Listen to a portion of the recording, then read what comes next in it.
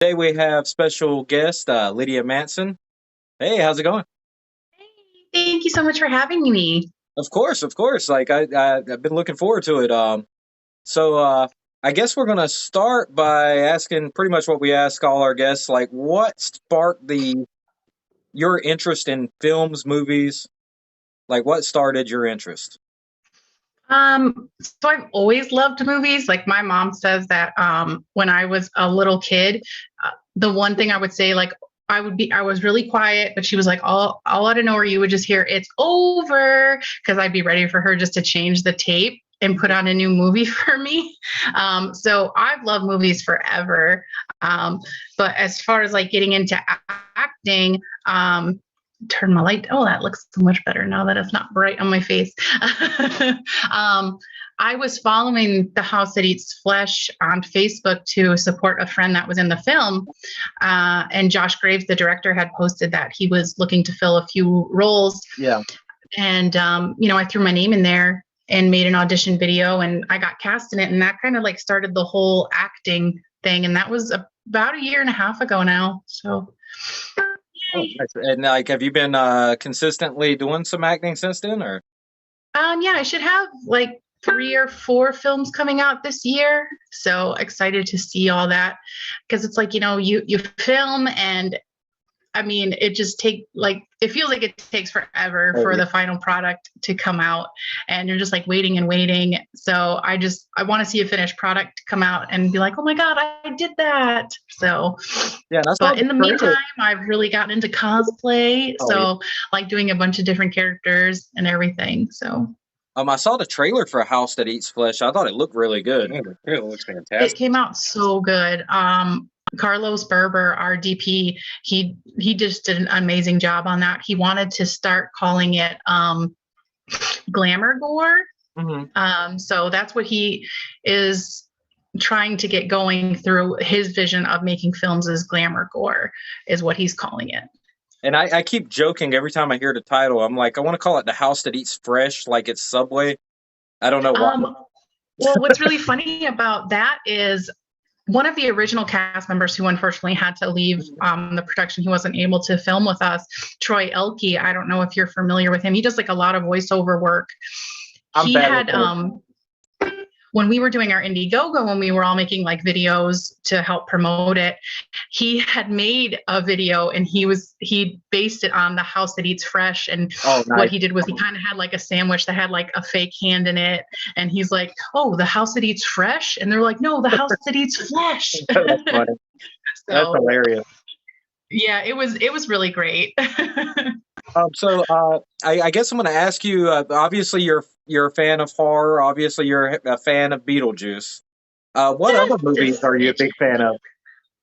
Um, So a few of like my favorite horror films are Nightmare on Elm Street is definitely up there. The Exorcist 3, Oh, very Frailty. nice. Yeah, Okay, we're going to have you on another episode for The Exorcist 3 then, because I love that movie.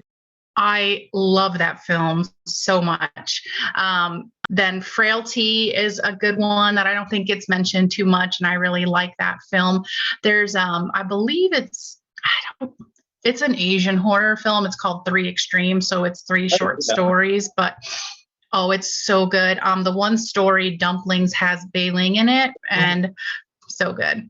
If you're a fan of like Asian horror. I'm a fan of some of it. Like it depends on what it is. I'm not a big fan of like Ju-on or any of that, but like Oh, some okay. Asian I am. Little kids with wet hair. Yeah, I don't like the No, little it's kid nothing horror. along those lines. Yeah. Um let's see, um yeah, I think it's interesting that we're doing this Beetlejuice thing, and like Beetlejuice is the first movie I've ever seen in theaters. Like that was the first movie I Oh, saw in really? theaters. Yeah. Well, today that we're filming this, March 30th, is the 34th anniversary that Beetlejuice premiered in theaters. Oh, that is So, so awesome. yay. Yeah, like whenever you told us that before we started recording, I was like, we didn't plan this at all. It's just coincidence from our part. We could just stop this and wait a year, and we can hit the 35th. Oh yeah, Or we can just do it again. we could do it next year. again on the 35th. Pretend like we Do didn't. it again. Yeah. You know what? It's going to be a standing tradition. Yeah. So Beetlejuice stands the test of time. let's get into I Beetlejuice. obviously look more like the cartoon version of Lydia, which didn't premiere until 1989. So Yeah. really, if we do it next year, we could do it for the 34th anniversary of the premiere of the cartoon. Yeah, I used to watch that all the time too when I was a kid. I have the whole series on DVD. I haven't seen it since I was a kid though, so I couldn't remember anything. Oh, I still sometimes, because my DVD is packed away, sometimes I'll look up episodes on YouTube and watch them. Oh, nice. I probably would like to go give it a watch again just to remind myself. Yeah, I need to. I'm lazy, but we'll see. Yeah. So let's jump into Beetlejuice. Tim Burton's Beetlejuice, a Tim Burton joint. Tim Burton's film of Beetlejuice. Mm-hmm. All right. Beetlegeist. The drink. So, Oingo Boingo? We're going to start with... I don't know. I'm just throwing out random stuff. I guess we'll start with Danny Elfman. Okay, yeah. So, yeah, I do think it's very interesting that, I mean, he did Pee-wee's Big Adventure too. Yeah, he did Pee-wee as well. But it's very interesting that he hadn't really done film scores before that. Well, yeah, and when we were rewatching it last night, in the opening, I was like, this is probably the most Oingo Boingo-ish score Elfman ever wrote, because it really does sound like Oingo Boingo's music just with an orchestra. It's so funny because, like, you think of Danny Elfman now, and he's done so many iconic, like, music scores. So it's just, I don't know, it's interesting to me to think back to, like, where he started, you know, because it's like, we're just so used to him now. Well, I mean, so it's like, oh, he just had to have been just amazing at film scores his whole life. Yeah. Had this whole new wave career, like, before that. Mm-hmm. I didn't realize that until high school. And they're like, you know, I'd seen the name Oingo Boingo, and of course, you know, I worked at a record store, and I'm like, it's a stupid name. And it was like, Danny Elfman? Yeah. And for me, it feels like my entire life has been Danny Elfman doing film scores. And that's all I, thought of him as. Yeah, I mean, Beetlejuice was the first movie you saw in theater. Yeah. That's definitely be it. But I was reading, he didn't actually conduct that score for Beetlejuice, so he still wasn't comfortable with that. So he wrote, and I think early on, like with the Simpsons theme, that was actually conducted by somebody else. But I mean, he wrote a lot of these scores, but he would just kind of hand them off to a conductor. Mm-hmm. Whereas now he just does it himself. Oh, that's interesting. But the Beetlejuice theme is just one of those that's stuck in my head. It has been, I think, probably since I first watched the movie. Yeah, definitely good. I love Danny Elfman's music. Like, obviously a huge fan of, like, all the Tim Burton films. So, and Danny Elfman also did the Nightmare Before Christmas score. He did the score for A Corpse Bride. And I really love them. I really love the music for Corpse Bride. So. And he sung for Jack Skellington too, right? Yep. Oh, really? Yeah. Yep. It was the singing voice. Yep, not Chris. Oh. Good to know. There's actually a Jack Skellington Easter egg in Beetlejuice. Oh, really? What's that? It's at the end. It's when they're at the scene where after they had brought the Matlins back in the wedding attire, and then Beetlejuice appears after, and he has, like, the carousel on his head. On the top of the carousel is actually a Jack Skellington face. Oh, wow. Yep, and Nightmare Before Christmas didn't. Yep, and Nightmare Before Christmas didn't. I think came out like 5 years later, after Beetlejuice. So it's a little Easter egg that's in there. You got to really look for it. Which I didn't pick that out until years and years later, like way after Nightmare Before Christmas. I'd probably watch Beetlejuice like a half dozen times after that movie, and I'm like, oh, it's Jack Skellington. Yep. He's there. So he had that, like, design in mind for a long time then. That's pretty neat. Yeah, well, I mean, Nightmare Before Christmas was based on a poem that Tim Burton had written. So I assume that poem had been with him for a very long time. So he knew that he wanted to make that. It was just a matter of when. Yeah. I think it's interesting. We were watching the other day, and I was like pointing out how Alec Baldwin aged and looks like a different person entirely. Everybody else just looks like Right? themselves but older, but he don't even look like the same person anymore. No, not at all. I mean, And I'm he sorry that's a random actually thing, but yeah. actually thought that Beetlejuice was gonna like be really bad for his career. Oh, Yeah, he apparently hated his performance in it, and hmm you know that's what kind of turned him off of working with Tim Burton, because he was kind of Tim Burton's second choice for Batman, and he was Warner Brothers' first choice, mhm. and he was like, no. But I think he would have made a good Batman. I mean, And Yeah, I guess if you're going for like classical Batman and whatnot, like yeah. But yeah, he apparently was like the only person that hated his experience on the movie, because Michael Keaton says that this is like hands down his favorite movie that he's made. I don't doubt it.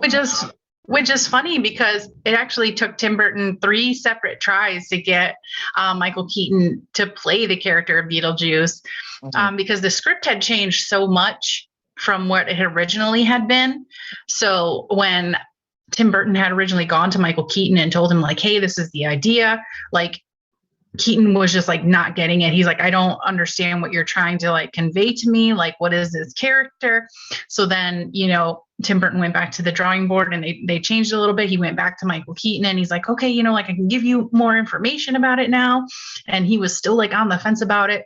And on the third time that he went to him, that's when Michael Keaton went and he started actually designing what he wanted Beetlejuice to look like. So he came up with the idea that his hair would look like he had just put his fingers in an electric socket. He wanted the mold on the face. So that was all his idea. So Michael Keaton actually had a really big play in the design of Beetlejuice. He came up with the outfit and everything. Yeah, that's very fascinating too, because like, I mean, that whole look has become so iconic now. I mean, several looks. I mean, like several looks. I mean, you got the Tim Burton, the striped suit look see on the bear, and Mhm. kind of I guess call it the cab driver. Yeah, there he goes. The cab driver look that he has. Where he his little when he's trying to look like the Matlin, Mr. Matlin. So my little Funko. Really close. But it's crazy, Beetlejuice, the actual character of Beetlejuice is only in that film for less than 20 minutes of screen time. So it's like, he's the title and everything, but yet he's probably on screen the least. Yeah, and honestly, I think that works though, because it makes you wait for him and it like builds up anticipation. So I think that's great. Well, it's like what was I noted last night watching this is like one of the weird movies where the same character is the hero and the villain. Yeah, because I mean he does save them. Like he does. They would have been more dead if he hadn't shown up. Deader. But like, and he's also the villain that needs to be defeated at the end. So yeah, I was trying to think of like how many other movies did that happen in, where it's like he's the title character, he's the villain, and he's also the hero of like the main conflict. So I personally can't even think of it. Yeah, I think that the what are their last names? Gina Davis and the Matlins. Matlins. Yeah, terrible with names. I'm gonna say this on every episode. No, I was like, oh my god! Like I had all of the actors and stuff before I came on, and now I'm just like, oh my god, who played who? I'm like, what were their like only ones that whose names I know is Beetlejuice, Otho, and Lydia. And I'm like everybody else I forget. And I'm like, oh, Lydia's parents, yeah. I can't name anybody else at that party. Yeah, I know, right? It's like it's Robert Goulet. I love the presentation of those two characters, because they feel like so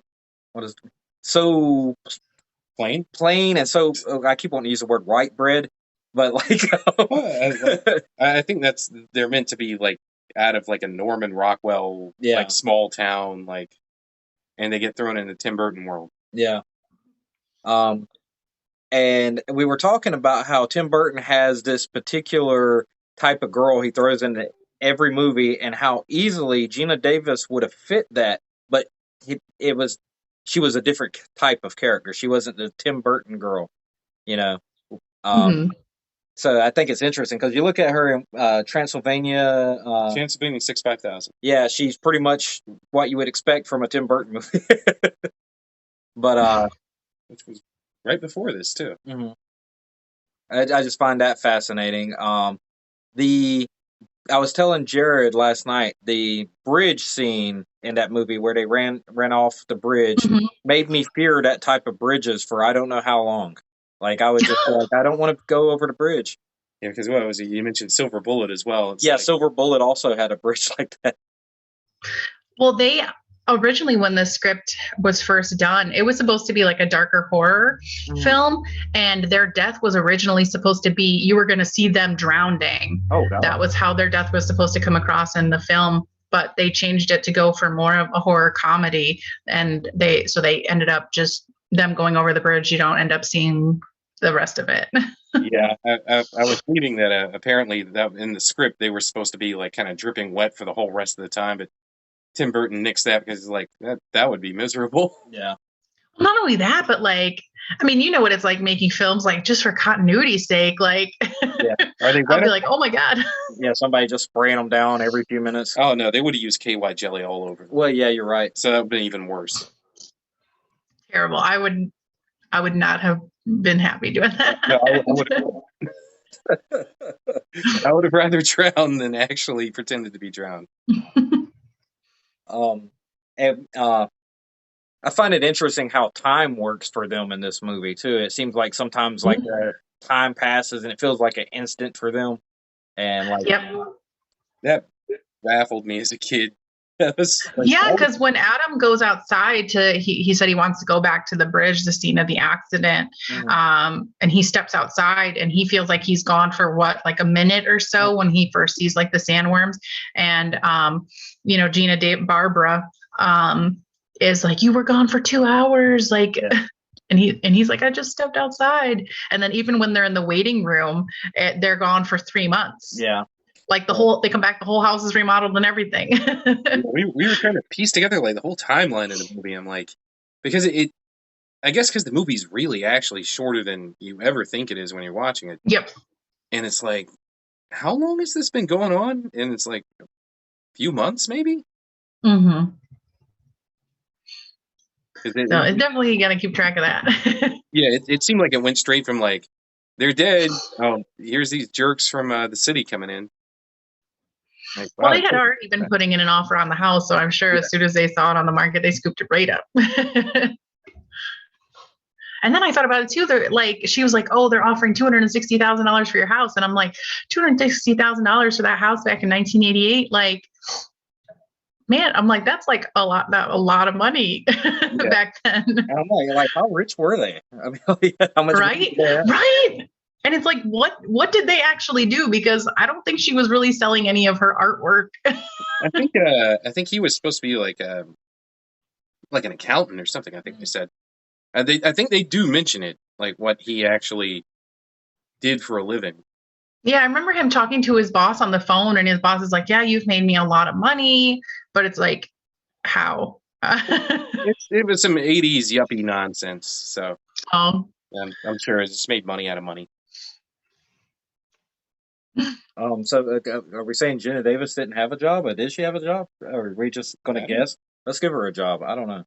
Well, what was Adam's job? Like Alec Baldwin, what was his job? Is that really his job? I think he owned the hardware store because he goes into the closed hardware store and grabs some stuff. He doesn't pay for it unless he's looting. Oh, I didn't even think about it that way. Or maybe isn't that crazy? Like you watch the movie so many times and you're still like picking up little things. Mm-hmm. Yeah, that always kills him. Like the Jack Skellington thing. For me, like I can't remember how many times I saw The Nightmare Before Christmas before I realized that Zero's nose was a pumpkin. And it. Now I'm gonna have to go back and watch that. When I realized that, I was like, "Oh, it's a pumpkin." So, I did not. It's been a long time since I've seen that movie too. I haven't seen that since I was a kid. I need to watch that again. I watched it a few months ago, and I listen to the soundtrack all the time, actually.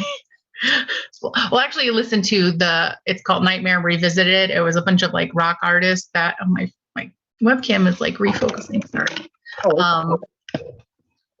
I hit the light. But a bunch of like rock bands redid the soundtrack for Nightmare Before Christmas. So I really enjoy that. Like Marilyn Manson does This Is Halloween.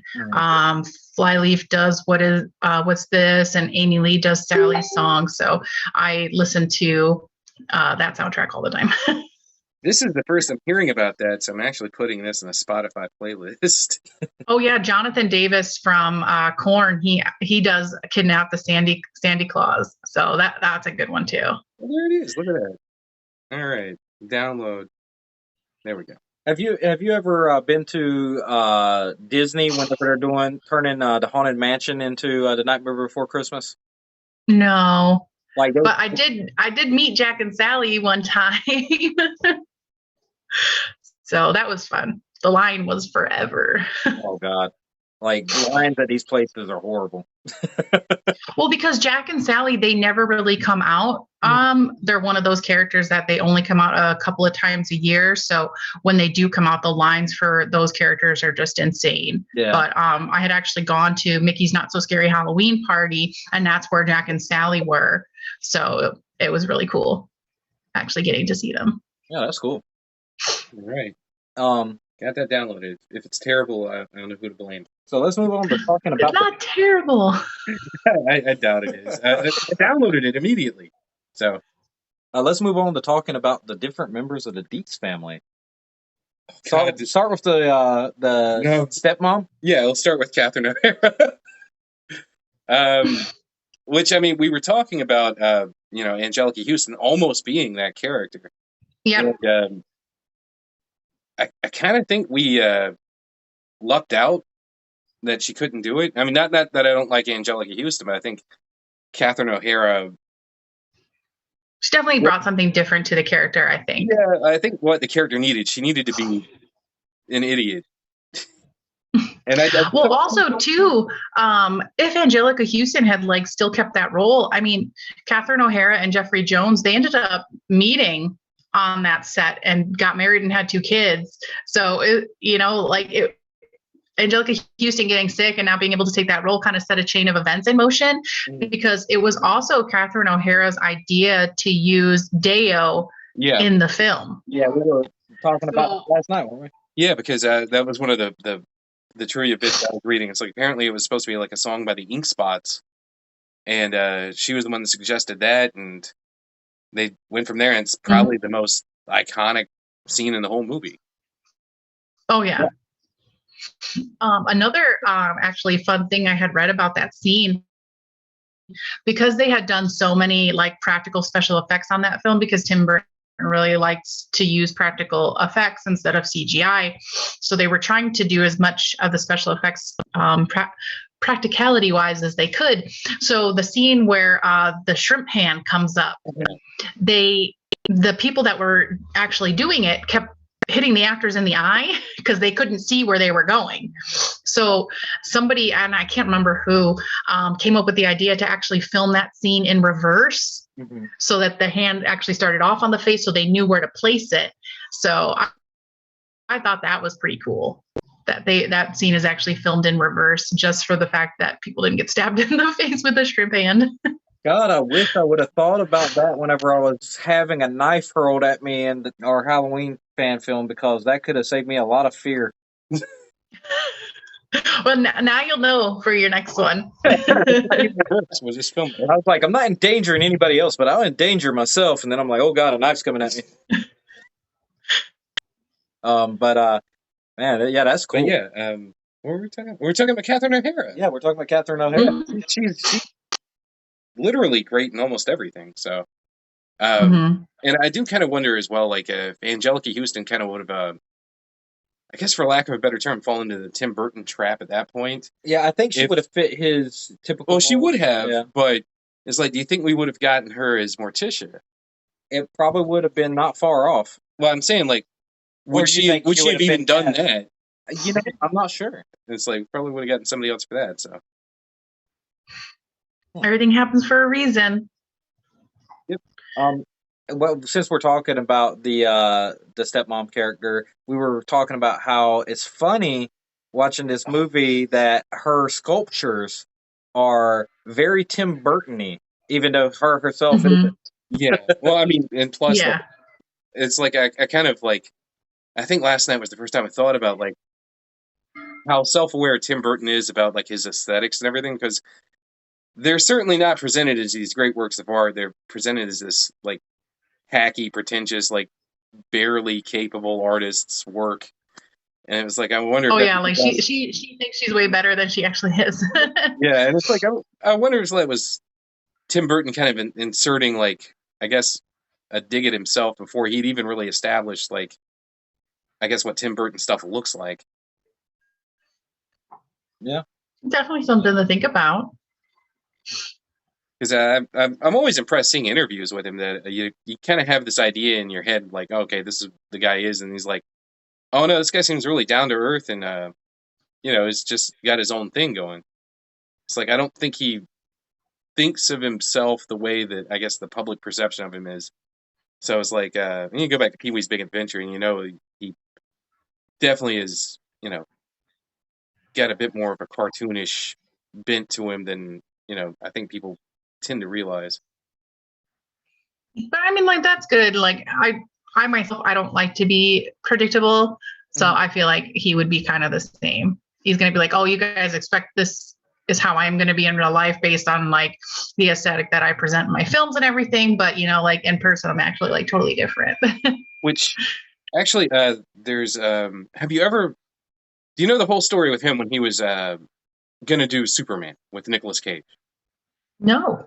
Okay. There's a documentary called The Death of Superman Returns. And the whole story is just fascinating. It's a lot of, Hollywood politics, and it seems like a whole bunch of nutcases involved. But the guy that made it, he sits down for a pretty long interview with Tim Burton. And like the whole lead up is like, Tim Burton had all these crazy ideas and he's this wacky guy and he's kind of nuts. And he's talking to Tim Burton and Tim Burton's like, no, it's, this and that. And he was like, this is the most sane man in this entire documentary. Yeah. I recommend it. It was streaming a few years ago on like everything.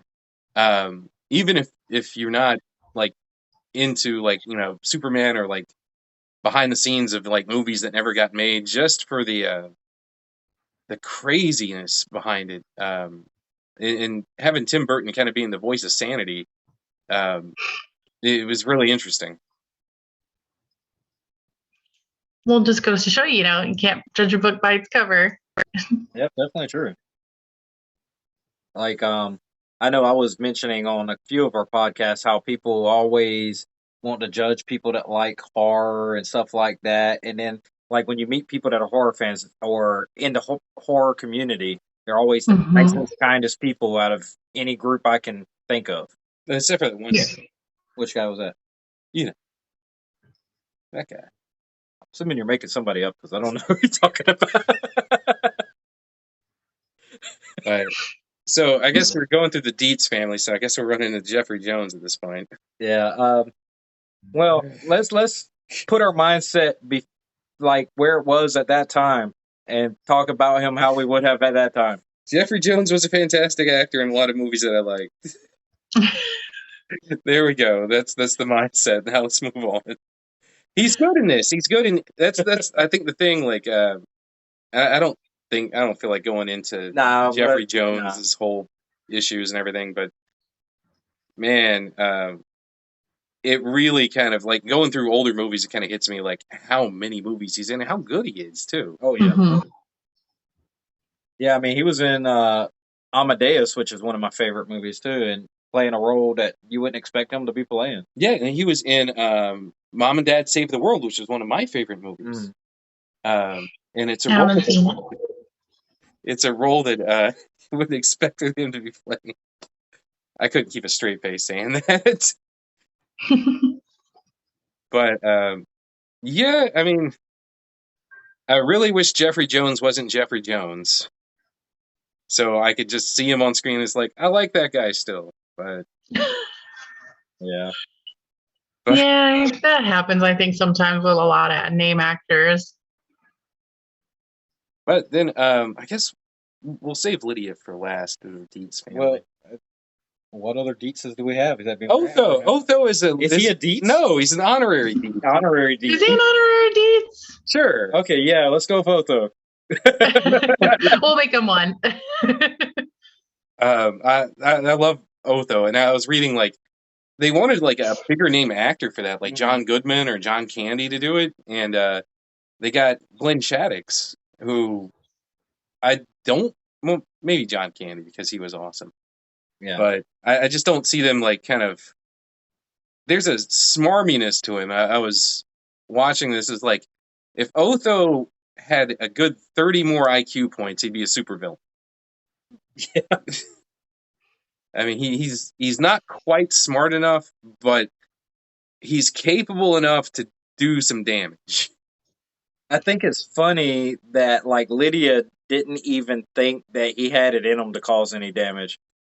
Oh yeah, Like, what did she say? You can't even change your own oil. Yeah. When he's talking about doing the exorcism to bring them back. So. I love that character. I love his reaction when Beetlejuice switches his clothes to the polyester suit. Death by fashion is his worst fear. Or I mean, like even his deliveries, like when he's talking about what was it, Viridian, and he's like talking about the chemical composition of it. Mm-hmm. Yeah, right. He's like, I studied science. Oh yeah. But yeah, I mean, he was, and like I don't think there was ever another movie where he was like as featured as he was in Beetlejuice. To the point where like when he passed away, it was about 10 years ago. They said that the last song they played at his funeral was Deo. So yeah, it's kind of like oh, that's sad. Wow, right? But yeah, I wanted to get Otho out of the way because we're going to talk about Lydia. Yeah, we'll probably talk about her for quite a while. Yeah, because I mean, I don't think she's got quite the screen time of Gina Davis and Alec Baldwin, but Winona Ryder's really the star of the movie. I think Lydia's the main actor. Yes, and the actor she beat out for to play Lydia, Winona Ryder, was actually Alyssa Milano. And like now you like look at it, and I like could not picture Alyssa Milano playing that character at all. I mean, the only reason she would have even been considered is because of like she was on Who's the Boss? Who's the Boss? Not growing. I know. I'm thinking of other shows I watched back then. But yeah. But no, I could not imagine anybody other than Winona Ryder, which no, not at all. No. Which I guess, it's like I'm biased. It's like when I was like, like 13, 14, I had like the biggest crush on Winona Ryder, so I was like, no, nobody but her. I think everybody did that, yeah. Like between Beetlejuice and Heathers and Edward Scissorhands. Mm-hmm. Then she even came back with Tim Burton and Frankenweenie. Yeah. Oh yeah. I didn't even think about that. I haven't seen that yet. I think I saw it like once. I literally have it on a Blu-ray shelf somewhere, and I still haven't popped it in to watch it. And I was reading too that they came up with the look for Lydia based off of girls that had gone to Cure concerts. Oh, so yeah, so that's where like her look came from, is not the actual band The Cure, but from the concert the girls that were actually going to the concerts. That's how they came up with the idea for Lydia's look. It would have been funny if it would actually. Feeling like I'm talking about myself in the third person when I keep saying Lydia. Oh God. I do that every time I make fun of Jared Leto, so which is a lot. He's not that bad. Well, he's great if you put him in the right project. Like I was bragging about how good he was in House of Gucci. I haven't seen that one yet. He's my favorite part of the whole movie. You haven't seen the movie we played Mark David Chapman, and he gained like 80 pounds to do that. He's so terrible in that. I haven't. It's amazing, actually. I was like, well, you're playing the band that shot John Lennon, and you're doing it poorly. So this is even worse. Mm-hmm. But how did I get sidetracked? Oh yeah, we always names. Back to Lydia. Back to Lydia Deeds. I find it interesting that they took a character that was suicidal and played it completely serious. Like they took it seriously, a suicidal character. Like I didn't see that a whole lot, especially back then. I mean, serious, yeah, but I mean, there's even in I don't feel as though they did, because even Otho makes the comment at dinner, not to Lydia, but to his I don't know, his friend, the girl sitting with him. Like, I wouldn't say that's his girlfriend because it doesn't seem like he would have a girlfriend. But he said something about, one of your other suicide attempts. So I don't feel like they took like suicide that seriously. Well, I was going to say that the family didn't take it serious and the people there, but like I feel like she seriously was, especially at that time she was writing a note. She was going to do it at the end, but I think the rest of it was like cure goth or maybe like proto emo for her. I mean, she's written as a teenager, so I mean, it's like, and she's definitely going through something. Which I mean, like the movie barely hints that her actual mother died, and now she's saddled with this idiot stepmother who wears a sweater as pants. So, and she'd be happier with these dead people. Yeah. Well, and that's what I think it is too. Like, was she really suicidal, or did she just want to be with, the Matlins that bad that she was willing to kill herself to spend the rest of eternity with them? Yeah, it was a choice between that and Otho and it's no choice at all. Like he's like, hang out with Gina Davis and Alec Baldwin for eternity. Well, because they don't flat out say it, but I feel like Gina Davis's character, Barbara, must have had like some fertility issues or something, because, like when the realtor is talking to her, she's like, oh, this house really should be for somebody with a family. And then she's like, oh, I'm sorry, as if they're unable to have kids. So they, look at Lydia as their like honorary daughter. Yeah. So, she really like fits that role for them. So I'm sure, Barbara even fit the role of a mother for her. So she just wanted to be with them as long as she could. That makes a lot of sense. But let's see. Lydia is strange and unusual. She is strange and unusual. I would say, like you said, it's like, everybody had a crush on Winona Ryder, but I think it really stemmed from that character, especially if you were a teenage dude or a teenage girl and you were like kind of like an arty type and was like, oh wow, this chick's awesome. My whole life is a dark room. Just see how many Lydia quotes I can do throughout the rest of this podcast. Keep it going. Keep it coming. Just keep knocking them out of the park. Are you gross under there? Are the living dead under there? They weren't even there. What is that? It's a movie. But yeah, it does make sense that Maitlands wouldn't have known anything about anything. Like they seem like it takes place, I guess, in like the present day of the 80s, but they seem like they stepped out of like sometime in the 50s. Yep. They definitely were not up to date, I think, with modern pop culture of that time. No, or even like 20 years before. We were remarking like, and I guess being the fact this was like Tim Burton's like second feature film, I guess he hadn't like established like his usual look and everything, but like those early scenes in the house, I was like, this is like the earthiest looking Tim Burton anything I've ever seen. And it's like, it looks like, middle American, which actually was, I think it was Vermont, but farmhouse and everything. It was like, I don't know if he's ever shot anything like that again. Well, I don't know if it's true or not, but like rewatching it today just to get ready for this podcast, when Tim kept doing like the shotaways of the house up on the hill, like all I could keep thinking was Psycho. And I think it's because like I had recently watched Psycho 4, so like it's just fresh in my head because I just watched it like 2 weeks ago or so. Oh, wow. So every time like he was shot to the house up on the hill, I'm like, oh my God, that reminds me so much of the Psycho house. So I don't know if like that's what Tim Burton was going for with that. It may be. I don't know. Wait, did she just say Psycho 4? Yes. Oh wow, that was the Showtime one, wasn't it? Yes. Yeah. God, I never saw that one. It's really good. It goes more into Norman's like teenage years and like how he killed his mom and why he killed his mom. So I love a good backstory. I want to say I've only seen 1, 2, and 3. I may have seen 3. I've seen 1 and 2. But I always said, like, 2 is one of the sequels that like nobody talks about, but I think it's really good. I don't think I've seen any of the sequels since I was like a kid, because the one I frequently watch is the Alfred Hitchcock one over and over. Yeah, I really like Psycho 4 just for my own personal reasons, but I think they did a really good job on it. I mean, it wasn't released in theaters or anything, but I really liked it. Yeah.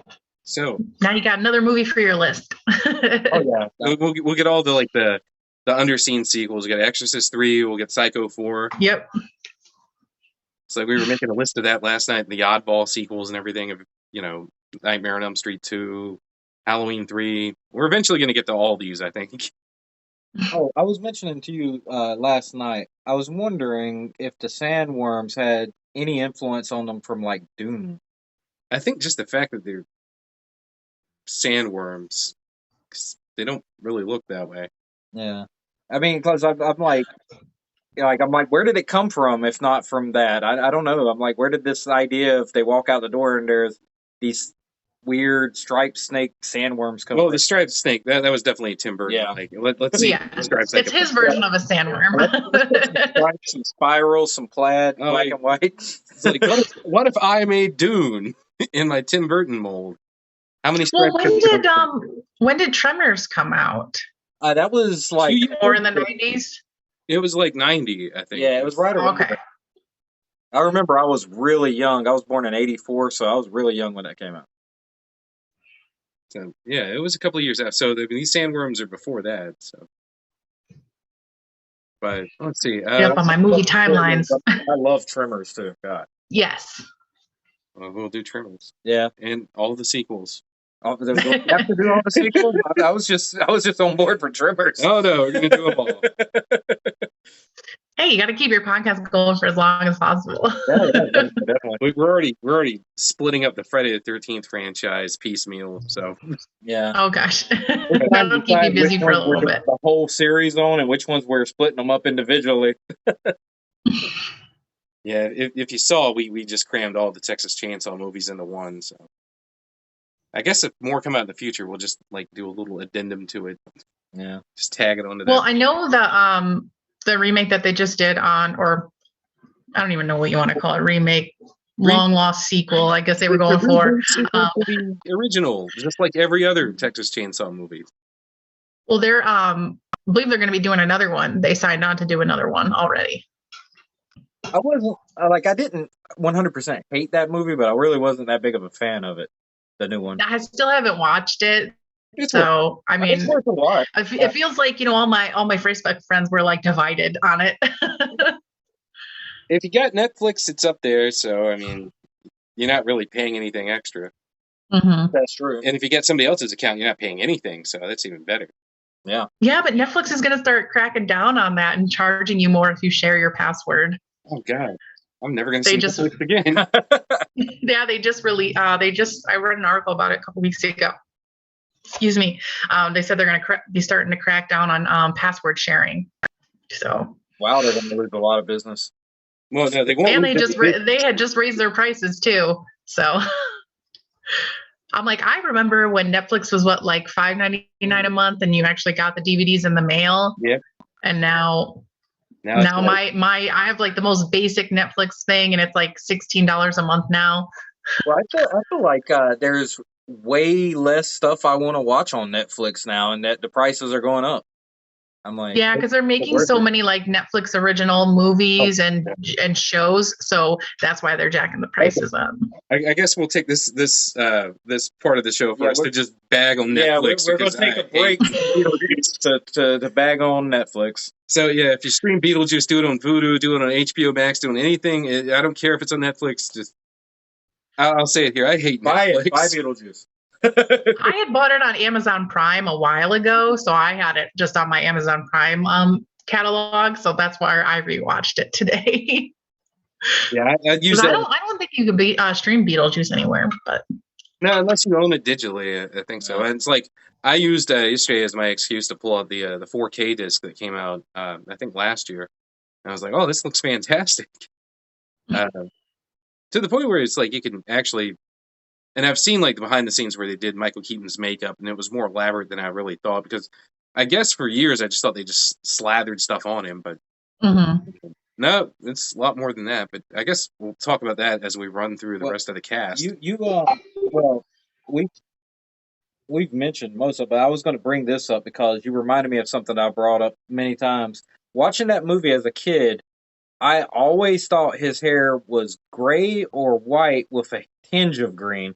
But whenever I see people do cosplay or whatever, they do like this bright green. Yep, full on green. Bright green. Yeah, the bear is green. Yes. And then Jared told me that when they filmed it, it was a brighter green. It just looks this pale color on the film. And I'm like, I find that fascinating. Like I just went all these years thinking that his hair was like almost grayish white. But I don't know.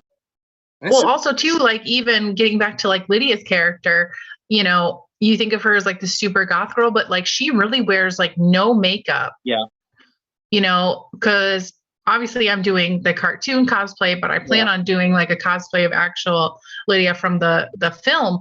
And just watching her like today when I was rewatching it and like paying attention to like her makeup and stuff is very, very minimal. Like she doesn't have dark eyes like really at all. And I mean, I'm used to doing just dark eyes just for myself. So I'm like, oh, that, you know, like that's going to be interesting to do when I finally do cosplay her character is it's just very minimal makeup. Yeah. And I mean, like, the only things that I could say that make her even seem that way would be she's wearing black clothes and her, you know, attitude. And that's it. The hair does it too. Yeah, I guess the hair. Yeah. Like, I mean, I guess like I just put it out of my head and I just didn't think about it. And I was looking at her hair last night and I'm like, God, she's got the same haircut as Courtney Cox at Scream 3. Very short bangs. It works better for her than it does work better because Courtney Cox should have sued whoever did that. Yeah. I love the memes that are about that. God, there's not enough. That was like, as bad as Scream 3 is, that's the worst thing in it. They're a character all on their own. They need their own IMDb page dedicated to her bangs. That should have been, they should have actually had like a story reason for her hair looking like that. Like Ghostface almost gets her, but he cuts her bangs really short. It's like, oh no, it's worse than. I'm not going to kill you. I'm just going to cut your bangs short so you wish you were dead. That's terrible. But yeah, I mean, she's got that going on, and it just, I guess, works for Winona Ryder a lot better. And I was looking up, I don't know. It's like I always forget. It's like she's not really that much older than me. It's like she was only like 17 when they made Beetlejuice. I was like, I always thought of her as being like, it's like, she's like 20 something. No, and I guess as an adult, I see her now and it's like, oh, she was a kid. Yeah. It is funny how whenever you look at people that were teenagers or whatever back then, and they look so much older to you, like, because I'll go back watching like Lost Boys. I'm like, God, they look so young. Yeah. I think we're going to talk about Lost Boys at some point, and we'll probably bring it up. But like, you know, I saw that as a kid, and like Kiefer Sutherland's like, oh, he looks like an adult. And I look at him now, it's like, he's a child. He looks like a child vampire. Well, I loved Winona Ryder in Mermaids with Cher and Christine Ricci. So that's weird. I was first, I can't even remember why, but I was watching that music video a few days ago with all three of them in it and Bob Hoskins. I freaking love Bob Hoskins. Yeah. Rest in peace, Bob Hoskins. Mm. But yeah, bring it down on that one. Yeah. But yeah, I can't even remember why it popped up. I was like, oh yeah, I kind of actually like that movie. So I haven't seen it in forever, but I haven't seen it, and as much as I love mermaids, it's odd I haven't seen that. it has nothing to do with like Actual mermaids? no, Well, dang, Crush My Parade. no. It's like a coming of age movie with Darn it. I was thinking it was going to be a mermaid movie, and I was getting all excited. No. No. Cher dresses like a mermaid for like Halloween, but that's the only mermaid in the film. Watch it, but I'm upset now. I was getting excited over it. I'm sure there's like something with water. I think Christina Ricci's character likes to like. She's a swimmer. She's a swimmer, and it's a stretch. Darn it. It's still pretty good.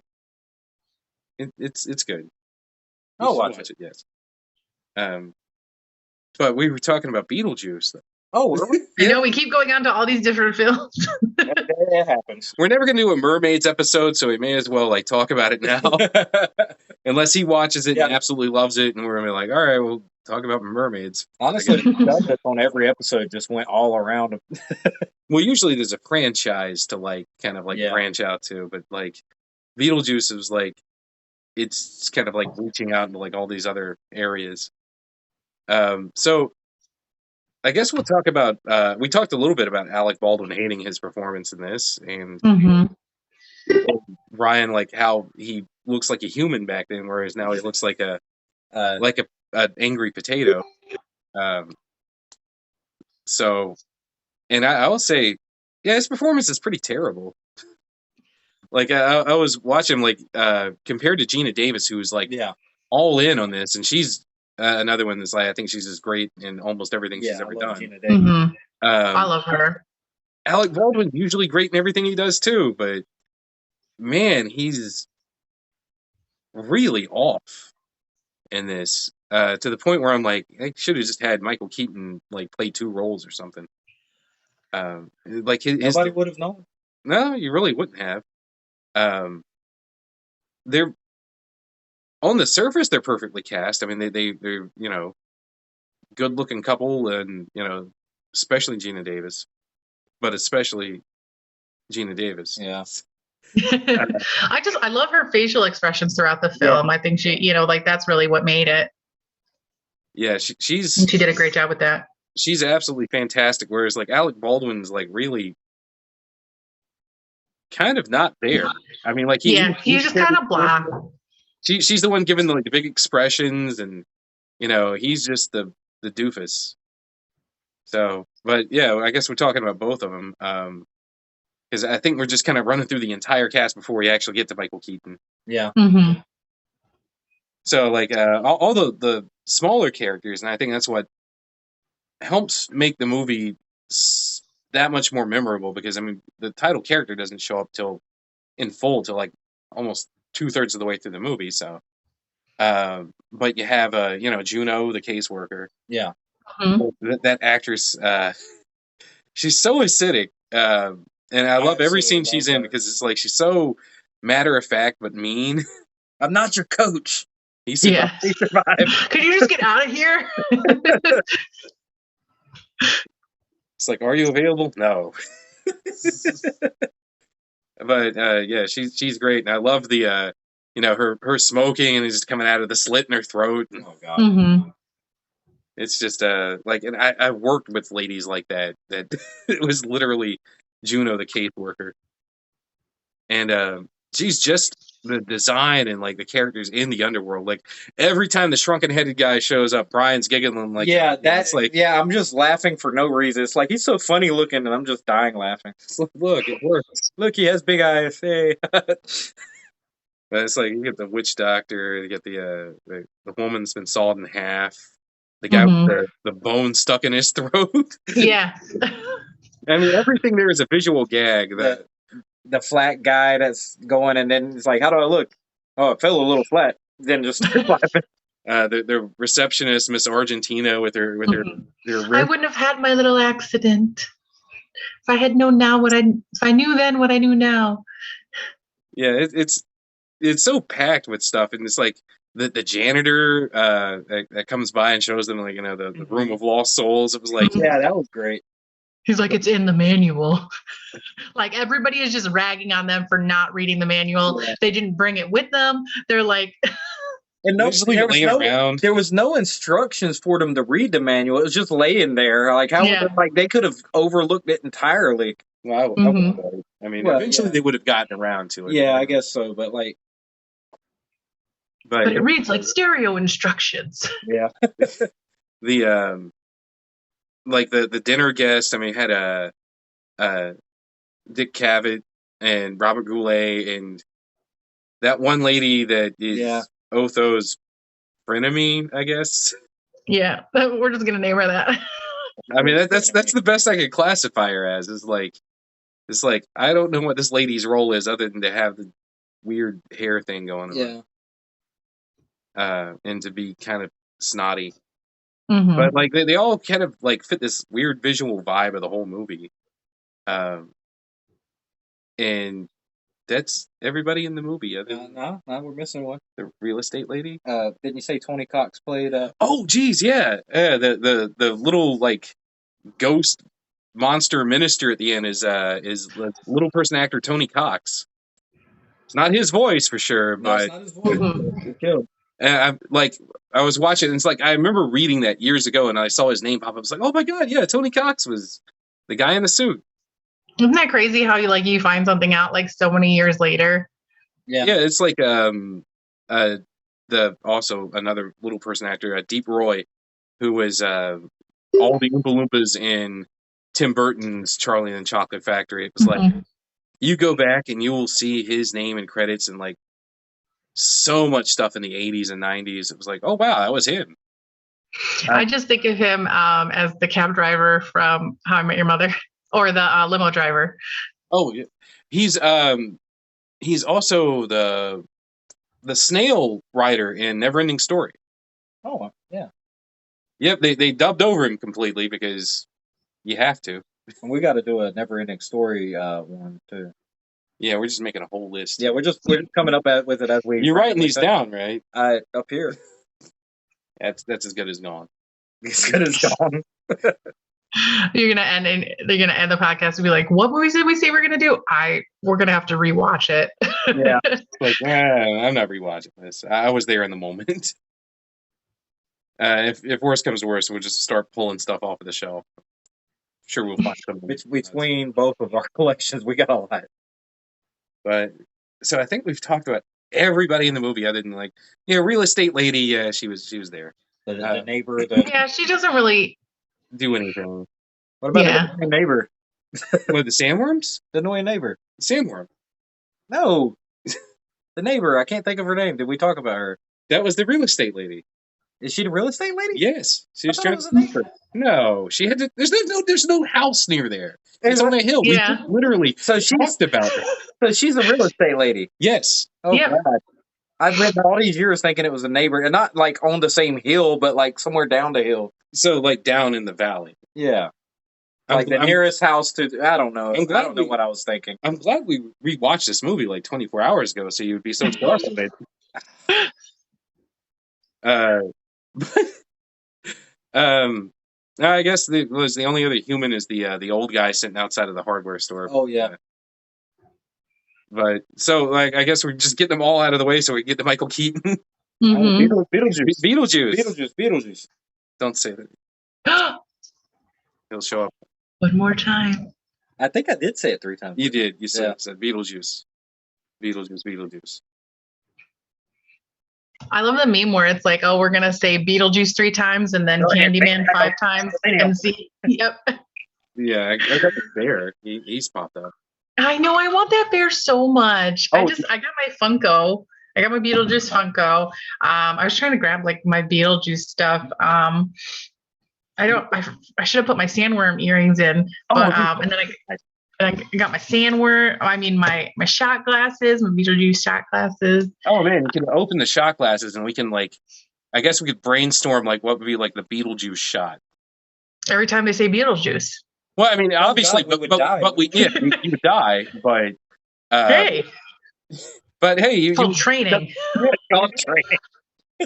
But we could actually like kind of like I guess we could brainstorm and come up like what would actually go into the Beetlejuice shot. I really want to go to the Beetle House down in the city, where it's like a bar restaurant, but all of the workers there are dressed as Tim Burton characters. Oh, geez, they definitely have a Beetlejuice shot. I'm sure they have a Beetlejuice drink. The Beetlejuice. We're gonna have to do some research. It's probably just ground up beetles and some Minute Maid orange juice. It's a screwdriver, but with actual beetles. Yeah, it's like the lollipops with the bugs on the inside. Mm-hmm. The scorpion pops. Yeah, the hot licks, which I see them every now and then. And I'm like, I can't believe this is still a thing. Right. And then there's ones that have like the worms in it and like stuff like that, and I'm like, yeah, I'm gonna pass. No, that's like I'll see old movies with a bottle of tequila with a worm in the bottom. I was like, oh, I'll pass on that. I'm glad modern tequila kind of forgoes the worm. Yeah, that's why, like, I always, like in movies and stuff, you always hear, oh, they ate the worm from the tequila bottle, but like I've never ever seen a bottle of tequila that has a worm in it. I'm not really a tequila person, so that could have something to do with it. But even on the shelf, I'm like, what is this worm that everybody's talking about? No, and if that was ever going to happen, like for me, like if I was ever going to be a tequila person, I guess that got killed for me in Poltergeist 2, where Craig T. Nelson, like, he drinks the worm and he gets possessed and he vomits up a seal. Yeah. Have you seen Poltergeist 2? I don't think I have. You have to now. Now I got to. You absolutely have to. Craig T. Nelson vomits up a skinless seal. I'm just going to be like... That's not the only reason to watch that movie, but yeah. That is the only reason to watch that movie. That is not the only reason to watch it. It's so insane that, like, I never want to drink a worm now. I don't think I ever wanted to drink a worm. Well, no. I mean, just on principle. But... All right, let's talk about Michael Keaton and Beetlejuice. All right, so Beetlejuice, he's pretty good. Mm-hmm. I think he definitely, brings that character like really to life. I know. I think I mentioned when we started recording that I was reading that this Michael Keaton's favorite role of his. Mm-hmm. But I think it's my favorite Michael Keaton role too. Mm-hmm. Everything he brings to that is just perfect. Like, it's one of those perfect performances where everything works. I mean, he's loud, he's gross, but you like him. Like when he spits in his pocket, he's like, "Oh, I'm saving that for later." It's such a creep, but they still make you like him. It's great. To the point, like when the Maitlands meet him, and then he kind of like, oh yeah, he's like feeling up Gina Davis. He works out. They're like, "We got to get out of here." It's like, lives in her skirt with the stick or whatever. Yeah. But I was like, no, hang out with him. He seems like he'd be fine. You're dead. What's he gonna do to you? He actually, I read that he improvised on most of his lines in the film. So I wonder what they really had Beetlejuice saying now, because it's like I can't really picture him saying anything else that aside from what he actually did say. So I imagine like the shooting script was like, Beetlejuice says something, just go, Michael, just do it. Just see where it's gonna take you. And Beetlejuice, like one of the quotes I'm talking about, he's seen The Exorcist. I forgot the number. What, 167 times? 167 times. I'm like, and it gets funnier every time I watch it. I'm like, yeah, Beetlejuice is my spirit animal because I'm always talking about how I find The Exorcist to be a comedy, and yeah, I'm dead serious. I laugh at the movie The Exorcist. I love it, but I laugh at it. Yeah, I don't think it's really scary, but no. It's hilarious. I guess for the time period, it was. I don't know. I show it to children all the time. Not going to dive too deep into The Exorcist, but whenever Reagan's possessed and you got Pazuzu talking through her, it's like an insult comic, and it's like the funniest stuff ever. It's like, your mother talks in hell. I don't know. But that's I think my favorite bit from him is that whole ramp up when they ask him for his qualifications, and he drops the Beetlejuice character, and he just goes into his natural voice, and it just like the way like the Beetlejuice voice builds as he talks is just like it's fantastic. Mm-hmm. Yeah, and you said that the inspiration was Chop Top from Texas Chainsaw. Well, apparently that's what Michael Keaton says. I mean, when you said like Sam Kinison, I could see that in there. But yeah, apparently Michael Keaton says that he based some of his performance as Beetlejuice on Chop Top from Texas Chainsaw Massacre 2.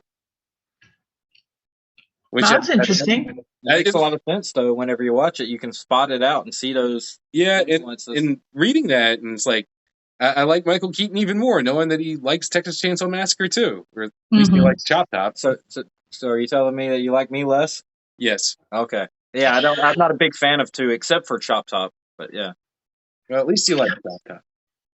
I got to meet Bill Moseley. At Monster Mania. And that was really, I was like, oh my God, it's Bill Moseley. And there was like nobody, there was like one person ahead of me in line. When I got in line, I was like, oh my God, this is awesome. I am trying to talk Jared into like us start going to horror cons, because like I've never been to one. And oh my God, they're so much fun. I don't go to places like that by myself. I got to have somebody else with me. So I'm like, come on, go with me. Oh, maybe. Well, I had actually that particular Monster Mania. I was dressed as Tiffany from Bride of Chucky, because it was a Chucky reunion. They had Brad Dourif there. They had Alex Vincent. They had Fiona Dora. So I was like, oh, I got to go dressed as Tiffany. So I got to actually meet like Alex Vincent dressed as Tiffany. And I thought that was just like the coolest thing. And I met Fiona dressed as her. So that was really great. Have you watched the series? I haven't, and I really want to. Like everybody said it was like super good. Fiona Dourif knocks it out. I mean, she just out of the park. I follow her on Instagram, so I saw like her dressed as her dad, like as Charles Ray Younger. But like, she killed it. She was so nice in person, and it turned out she like actually doesn't live that far from me. So I thought like that, like we talked about that, so that was pretty cool. That's neat. Michael Keaton is what we were talking about. Yeah, the ooh, Shiny Penny. You know, the vulture and the guy that was in good old Michael Keaton. Good old Michael Keaton. God, I mean, like he's like you said, he's in 20 minutes of the movie, and you know, there's all this weird stuff in the movie, but he's still the most memorable thing. Like he doesn't even need the extra screen time, and I think part of that's the movie just doing a really good job of building the character up, like before you even see him. But man, he's just a force of nature. And I kind of miss actors giving that kind of just nutball performance. Yeah. Like you don't see anybody doing it. I think the last time I saw that was in the Sonic the Hedgehog movie, and I was so pleasantly surprised to see Jim Carrey just be Jim Carrey again. Yeah. Yeah.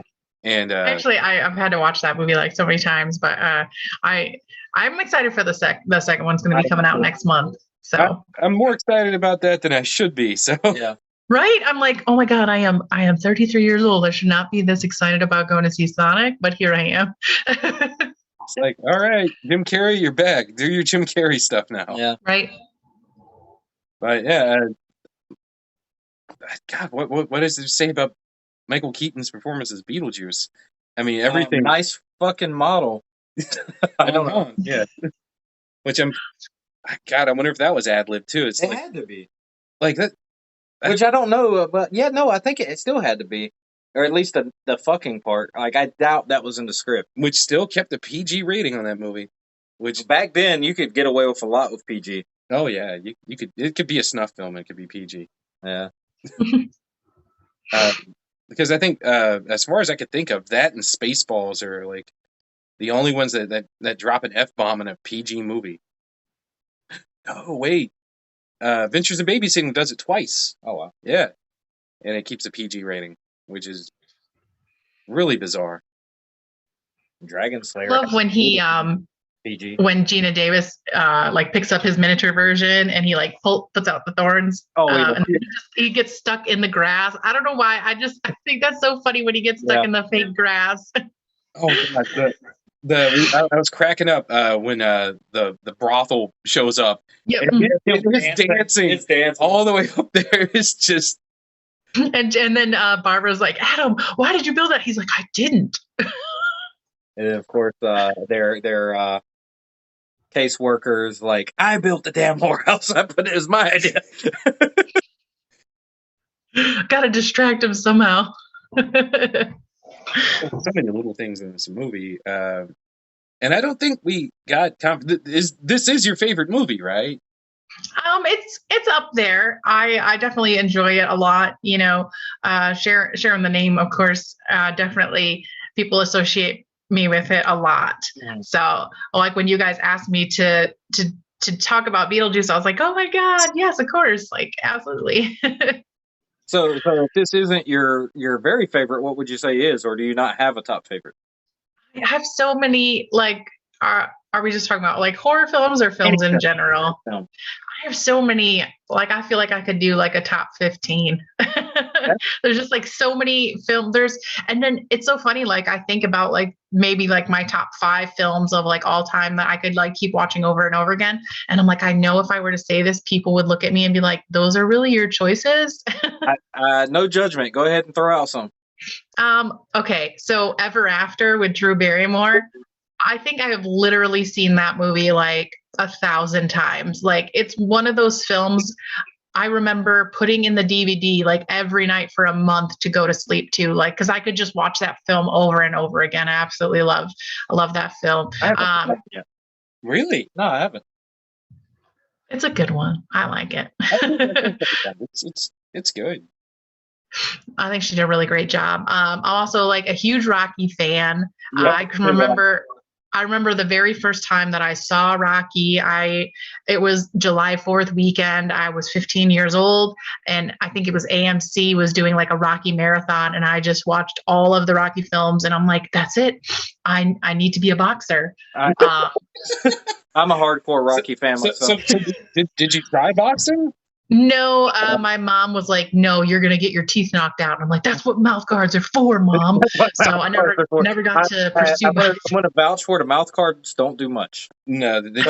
I was in a martial arts tournament, had a mouth guard in, got kicked in the face, pulled out the mouth guard, it's full of blood. I'm like, thanks, mouth guard, for doing nothing. I'm like, I'm still injured. Yeah, but were your teeth knocked out? No, I got strong teeth. They wouldn't. No, maybe it did keep that, but it still hurt a lot. Mouth guards just keep your teeth in one place. They don't keep your lips in one place. Yeah, lips were messed up. Yeah, I wrestled for a little bit in high school, and we had mouth guards, and like that doesn't protect your lips. Yeah. So, and I also am like, I'm a huge fan of like old black and white movies. So I really love the film Mildred Pierce. And every time I say that film, like nobody knows that film. But I haven't seen it, but I have heard the name. Yeah, I really enjoy that film. HBO actually redid it as a mini series with Kate Winslet.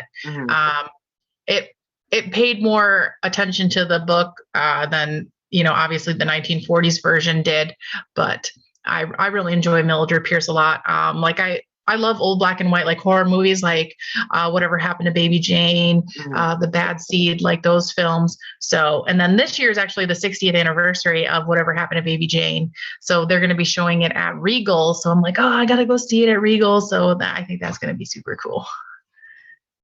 Oh, and I love Titanic. I was going to ask you, so as a Rocky fan, are you up to date with both the Creed movies? I saw the first Creed. I didn't see Creed 2. Did you like the first Creed? I did like it. I did. I even have my picture taken with the Rocky statue, and I'm like, yeah. The second Creed is written by Stallone again, so that's kind of fascinating. Yeah, I think Stallone still has Cuff and Link, the turtles from Rocky. If I'm not mistaken, I remember him. They're old. They live forever. Turtles are. Yeah, turtles. Well, I mean, I know that in part 6 that he had Cuff and Link, but I always assumed it was different turtles and not the original. But I guess I was wrong. No, those things they last. Yeah, I think he still has them. Like I'm gonna have to go. I'm gonna have to look it up when we're done. Just to double I'm check. looking it up right now. I can multitask. I always loved in the first. Siri. I love how in the first movie he's just always exercising, running with his dog, Purpose, or whatever his name is. Yes. Search term is Stallone Turtles. Stallone Turtles. Keep talking. So yeah, Turtles, Stallone. Yes. No, something else. But of course, like Rocky IV is probably my favorite of the Rockies. Like you know. Well, that's whenever Rocky becomes full on superhero. Oh yeah, if he dies, he dies.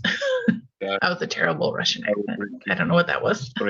Well, I mean, it was a terrible Russian from Dolph Lundgren. So the Swedish man can't really do a Russian accent. Who knew? Yes, the turtle thing is true. Oh wow! Yes. They are still alive as of May 23rd, 2019. Nice. So hopefully COVID didn't hit those turtles. I doubt it. Oh. Those turtles are resilient. I mean, Stallone came through it okay, so the turtles are probably fine. Yeah, I mean, they got to have like a little bit in common with Rocky. Well, I'm picturing like the turtles getting COVID and then like Stallone just giving them some sort of prep talk, be like, you know, when life hits you with COVID, you got to keep punching. That's what's going through my head. I don't know. No, the turtles. It doesn't matter how many times you cough. It matters how many times you cough and get back up again. It only matters what you cough up. Right? That's even worse, Jared. Oh, God. It's better when you cough it. What matters when you cough up? Oh, God. Segueing back to Beetlejuice one more time. I think it's interesting that there's going to be an entirely new audience watching Beetlejuice that has never seen a Kmart in their life. And talk about attention, Kmart shoppers. And it's like, oh, that was honestly dated maybe a couple of years after the movie came out. Because Kmart was already like, But Kmart always makes me think of Troop Beverly Hills. I don't know if you've ever seen that movie. That's a comedy from, I think, the early 90s. Yeah, fairly long. But no, I haven't seen it. Really? Yeah. Craig T. He doesn't puke up a seal. Oh. No, he plays Nintendo in it, though. Okay. Yeah. Nintendo. Yeah, you'll have to watch that one. But they talk about the blue light special in it from Kmart. And I'm like, I remember shopping at Kmart. I always think for some reason, like I guess since like at least since high school, every time I think Kmart, have you ever seen Detroit Rock City? Probably once. I can barely remember it. One of the characters, like his mom, who was played by Lynn Shay, like just hands him this Kmart box with like, he opens it and it's like the dorkiest looking clothes. And it's like he, has to take off his Black Sabbath shirt and like, his jeans, and he's like dressed all like 70s preppy, and it's like, oh, now that's what I think of when I think of Kmart. It's like, who let that product placement fly? Yes. You guys watch that movie, I guess. So is there I mean, back to segueing about Beetlejuice. Yeah. So they're officially like supposed to be doing the sequel now. Who knows? I hope so, because they've mentioned that like quite a few times, like pretty much since Birdman came out. It's like, we're going to do Beetlejuice too. No, they've mentioned Beetlejuice too since the 90s. Yeah, back when it was supposed to be Beetlejuice Goes to Hawaii. Which was terrible. Why? Yeah, absolutely terrible. But apparently like Brad Pitt has signed on to be producer, so he's pushing that film, which I hope so. That'd be.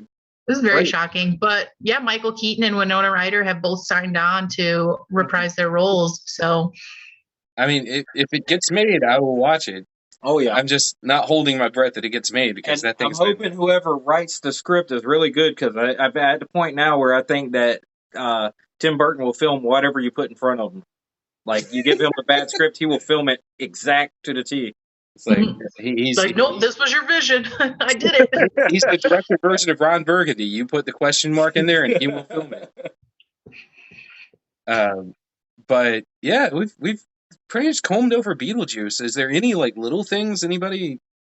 I think I mentioned Catherine O'Hara's character like repurposing clothes, because there's one point where we see Jeffrey Jones wearing a sweater, as a sweater, and then later on we see her wearing it like as like bib overalls, like she's wearing it as pants. And it's just like the stupidest thing. Any other little parts? The stupid dog that kills the Maitlands. Oh yeah. Yep. Oh God, I don't know. Like the littlest dog too. It's not even like a big dog. Yeah, it's like Fraser's dad's dog. Yeah. Oh. Martin and Eddie. I don't know why it always stuck with me as a kid, but like when Mr. Dietz is like, he's like, I'm gonna be bird watching, and he's looking out the window, and it's just like the mangiest looking crow, like eating the slimiest whatever it found that you could imagine. It's like the most disgusting bird. Mm-hmm. I'm thinking. You're thinking.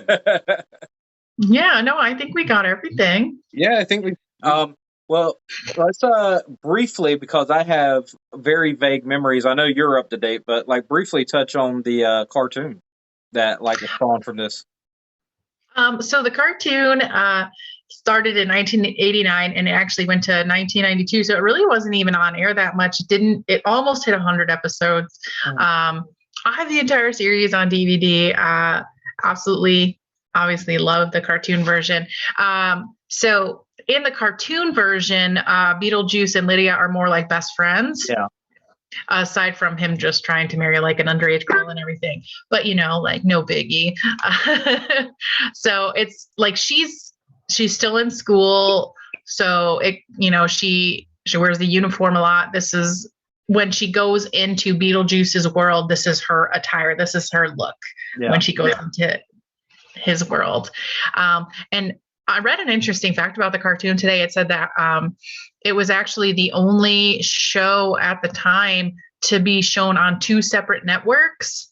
So the cartoon was being shown Saturday mornings, I believe on ABC for like Saturday morning cartoons. But then during the week, it was actually being shown on another network where I believe the new episodes were being shown.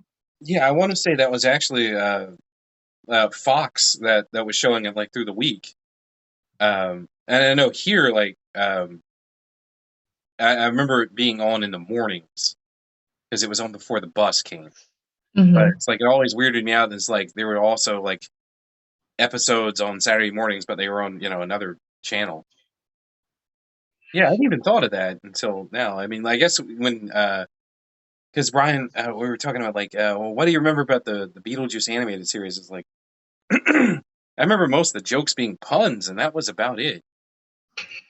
It's like I remember Lydia having a completely different design for the cartoon, but and they added a whole bunch of different characters to it. Oh yeah, I remember a little bit about the toys. I remember I used to have a couple. The only one I can remember specifically was there was one where Beetlejuice was stabbed with different swords, and you could just pull them out and put them back in. And I remember I had that one, but just try to get that past like everything today.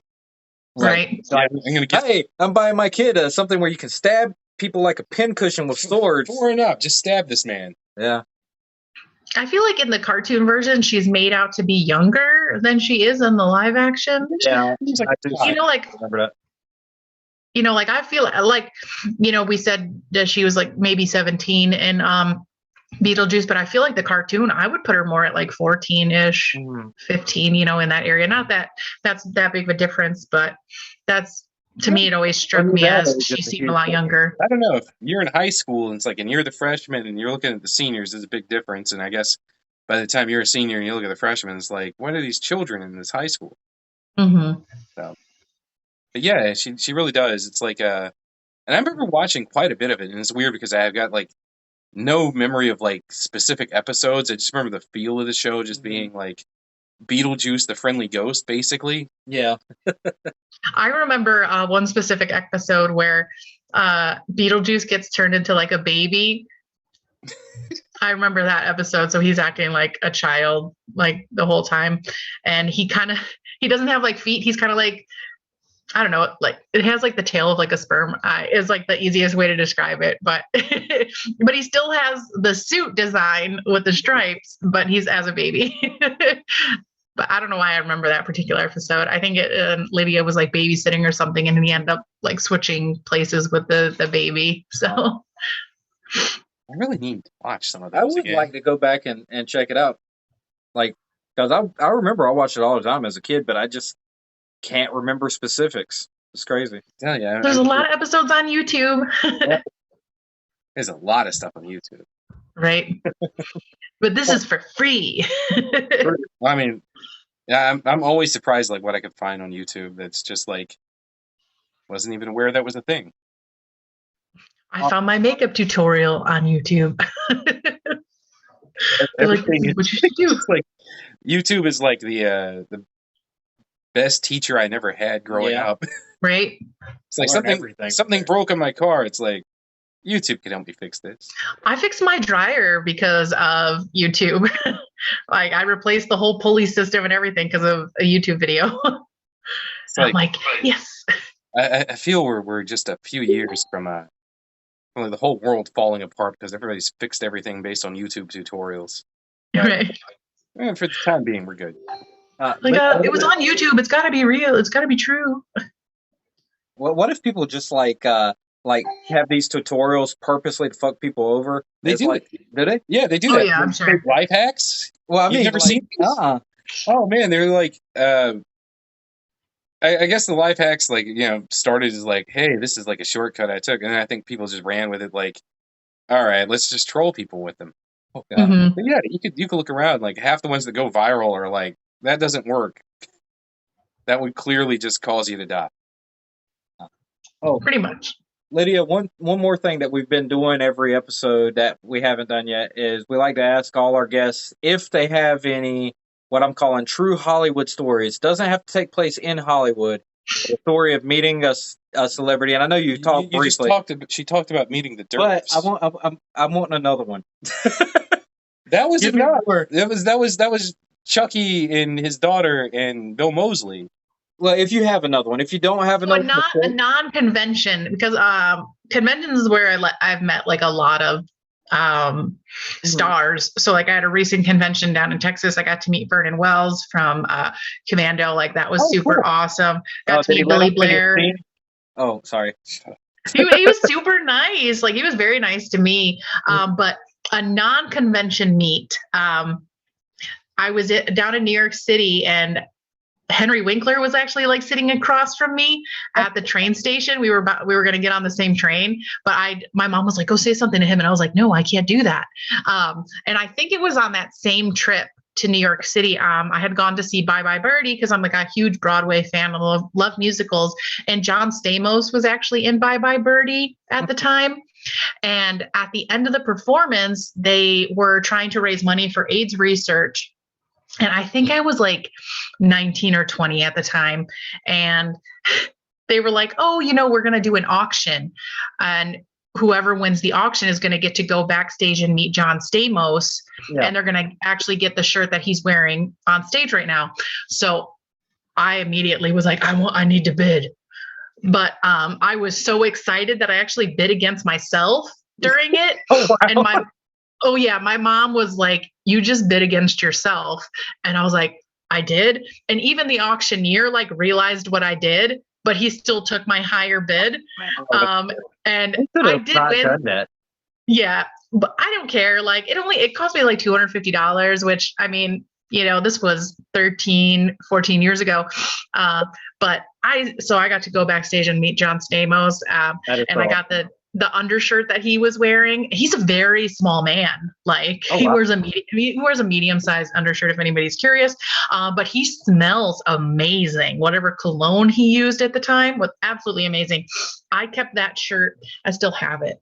But I kept that shirt in like a plastic baggie, and I would just like go smell it from time to time. But now like I don't care. I fangirl. I don't care. But now it's lost all of its scent, but he still signed it to me. So I still have that. So that's very important to me. And I have my picture with him. So that's like my big celebrity meeting is John Stamos. Was he playing Conrad Birdie in that show? He was playing. No, he wasn't playing Conrad. He was playing. I can't remember the character's name, but the one that writes the song for Conrad. Okay, all right. I was about to say, Yeah. it seems like you'd have been, he looks younger than he is. But I was like, oh, he wouldn't be too old to play that, but he would have been perfect at like a certain point, though. Mm-hmm. Yeah. That was my big moment. And my mom was laughing at me the whole rest of the night because I just had like the biggest smile on my face the rest of the night. I was like, I don't care, like nothing could touch me tonight. Like I met John, I got to hug John Stamos. Like that was like the biggest thing in my life. But yeah. Wow, that's pretty awesome.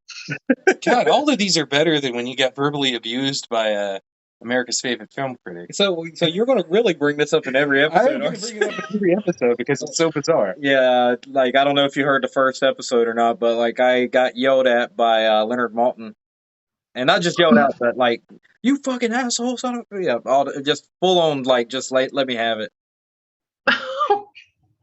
And well then, it's wonderful. And everybody else we've asked. Everybody else has had positive experience. Yeah, like, I mean, we had one guy who had this very nice meeting with Robert Englund. We had another guy on who had snuck into the Saturday Night Live, like, the whole, like, anniversary thing several years ago. And it's like, oh, these are awesome stories. And it's like, I got cussed out. Yeah, you got verbally abused by Leonard Maltin. I went home crying. I mean, it was just horrible. I'm just kidding. I'm sorry. You're going to have a good meet and greet, I swear. I mean, like, on the subject of, like, Robert Englund, Nightmare on Elm Street, I did... Huh? Oh, I'm sorry. I love Nightmare on Elm Street and Robert Englund. Yeah. Sorry. Well, I just got to act in a film with Lisa Wilcox, Danny Hassel, and Mark Patton. So... Okay. First of all, well, how was that? Well, so it's called Reunion from Hell 2. And this is the first film that all three of them have been in together because obviously Mark Patton is from 2 and then Lisa and Danny are from 4 and 5. So this is their first time being in a film all together. And I had scenes with all three of them, like in the same scene. It's the three of them and me. So I get to say that I'm really the only actress right now in history that has been in scenes with the three of them. That is so like awesome. That's like a big fangirl for me because I'm a huge Nightmare on Elm Street fan. We all stayed in the same cabin when we were filming. So like Danny Hassel like stayed up with us like every night, just like talking to us. And I swear, I told him numerous times, I was like, Danny, you are the best experience of this entire thing because he was just like so cool, so down to earth. Like he was just like so chill. It's actually the second movie that I filmed with Lisa Wilcox because she's in The House That Eats Flesh with me. And it's so funny. I filmed 2 movies with her now and I still have not taken a selfie with her. Because for the house, in the moment, you really don't. Well, for The House That Eats Flesh, I had this ongoing joke leading up to filming that I was not going to be able to like ask her to take a selfie with me.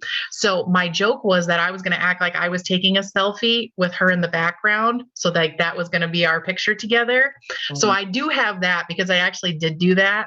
And then for Reunion from Hell 2, I was like, I have to get a selfie with her. And then it just never seemed like the right time to ask her because I didn't want to like inconvenience her. And I just like felt super bad, but I did get like a lot of behind the scenes photos with her and I got a group shot with her, Danny and Mark. So like, that was really great.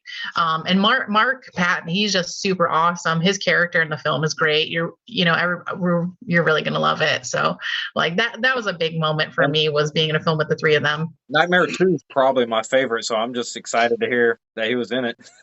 Well, I had actually, I have it right here. I keep it at my office. I built the Nightmare on Elm Street house out of popsicle sticks. That is so cool. And all three of them signed it for me. Nice. So I drove from New York to Tennessee with that in my car. And I brought it into the house and I was like, I made this. Can you please sign it? And I was like so nervous to ask them. But Danny Hassel absolutely loved the house. And it was just like on a table and Lisa walked past. He's like, oh my God. She was like, who made that? And they were like, oh, Lydia did, so she signed it for me too. And Mark signed it. So I was like super excited. That is freaking cool. All right, so that's actually how many celebrity stories is that? That's a lot. That was a lot. You beat everybody on this one. You just meet a ton of them like doing conventions. Yeah. Like the convention I just did down in Texas, Cult Classic. Like I sat down and had breakfast with Dave Sheridan from Scary Movie, and and he was also in the House of a Thousand Corpses or Devil's Rejects. I think he was in Devil's Rejects, one of and we were staying in the same hotel, and it was the morning after the convention had ended, and I was just down there eating breakfast, and Dave Sheridan comes down and he sat down with us eating breakfast, and I'm like, oh my God. And I got a selfie with him and I sent it to my sister, and I'm like, hey, I just had breakfast with Dave Sheridan. And she's like, who's that? I'm like, he played Officer Doofy in Scary Movie, because like we grew up with that movie. And she's like, oh, that's so cool. So like that was pretty interesting. And Felissa Rose was there. She's super nice, super awesome. She's I don't know if you've ever, like, if you ever get a chance to go to a convention and she's there, I definitely recommend meeting her. She is beyond nice, like extremely, like one of the greatest encounters I think I've had with a celebrity would be Felissa Rose. She's so nice. I have got to get her in one of my movies. Like I just want her to act in something I do.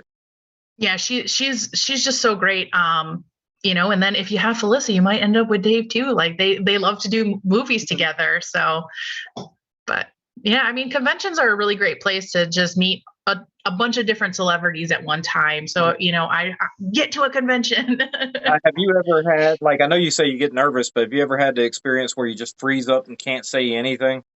Like you just not yet. I had it once.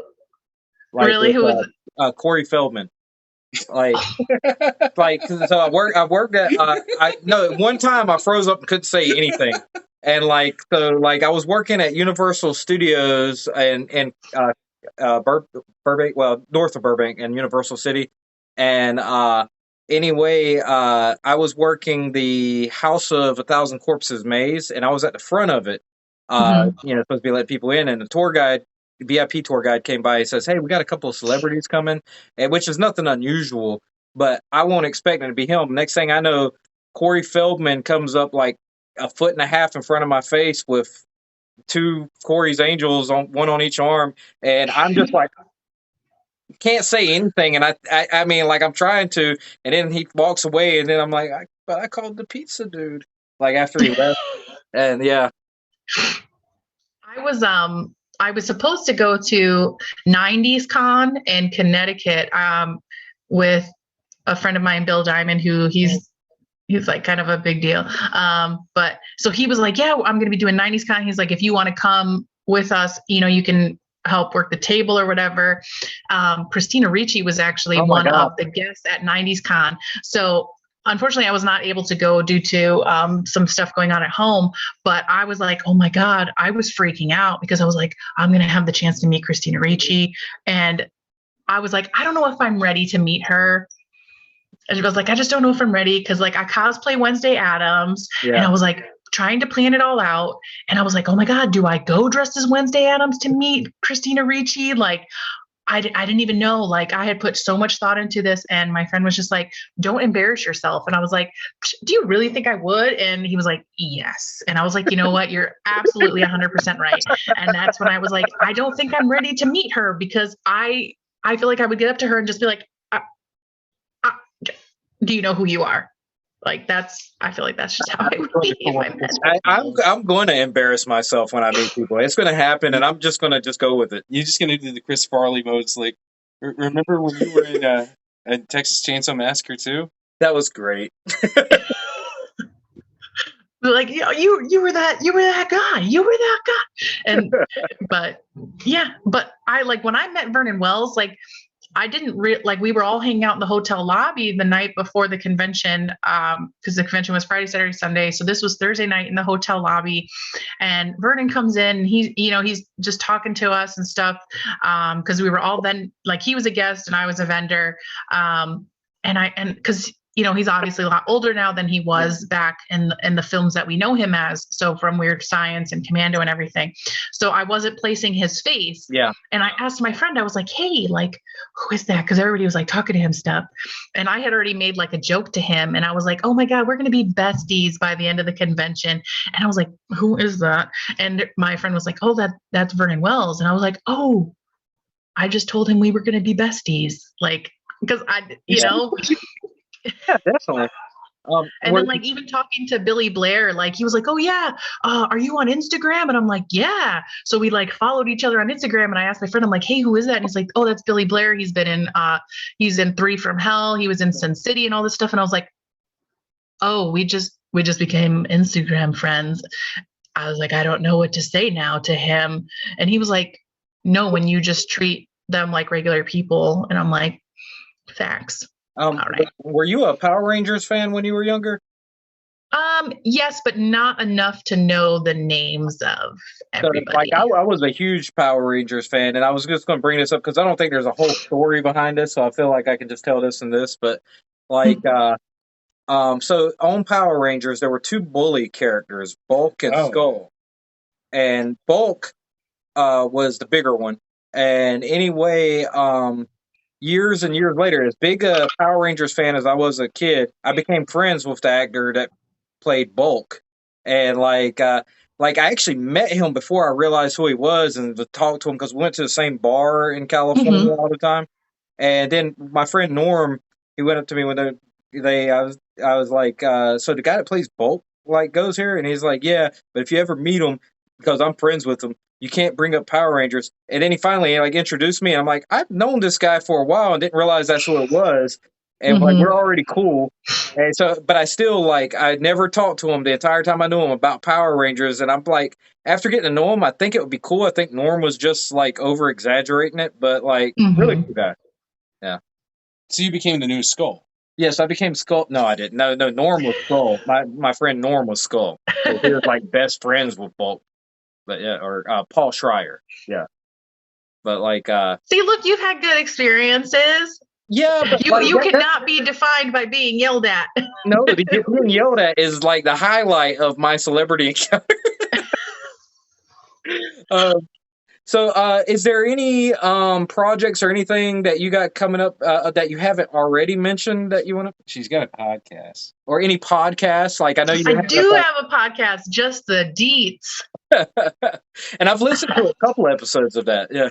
Thank you so much. Yeah. So Just the Deets is Thursday nights, 9 p.m. It streams live from my Facebook, also streams live from my YouTube channel. And then I actually had just started a new podcast a couple of months ago called Locked Up Paranormal.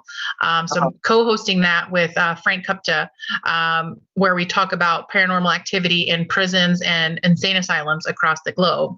So that's bi-weekly, and that streams on the Locked Up Paranormal YouTube channels and also Facebook. So if you're interested in like paranormal activity and history of like prisons and stuff, that we're trying to delve into a different thing. We Just the Deets. I talk to different filmmakers and actors and actresses. So I feel like they're 2 completely opposite sides of the spectrum as far as like podcasts go. But I'm also supposed to be playing Batgirl in an upcoming Batman fan film for Batman: The Killing Joke. So that is supposed to film later on this year. I think it's going to be filming sometime in the fall. So interested, nervous about that one. So I'm like, I definitely need to hit the gym. So I'm excited to see it.